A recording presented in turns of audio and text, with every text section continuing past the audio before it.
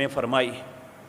اسی طرح رسول اللہ صلی اللہ علیہ وسلم نے یہ بھی فرمایا، یہ سلسلہ تو صحیحہ میں حدیث ہے، آپ نے فرمایا اذا ذکر اصحابی فامسکوہ، جب میرے کسی بھی صحابی کا تذکرہ ہو تو اپنی زبان کو روک لینا۔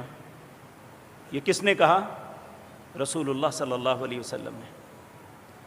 اگر رسول اللہ نے کہا کہ میرے صحابی کسی کا بھی ذکر ہو، وہ معاویہ ہوں، وہ ابو سفیان ہوں، وہ عمر و ابو بکر ہوں، وہ عثمان و علی ہوں، وہ عبد الرحمن بن عوف ہوں، وہ طلحہ زبیر ہوں، وہ سعد بن ابی وقاص ہوں، وہ سعید ہوں، وہ عبداللہ بن مسعود ہوں، وہ ابو ہریرہ ہوں، کوئی بھی صحابی کہا اذا ذکر اصحابی فامسکوہ، جب میرے کسی صحابی کا تذکرہ ہو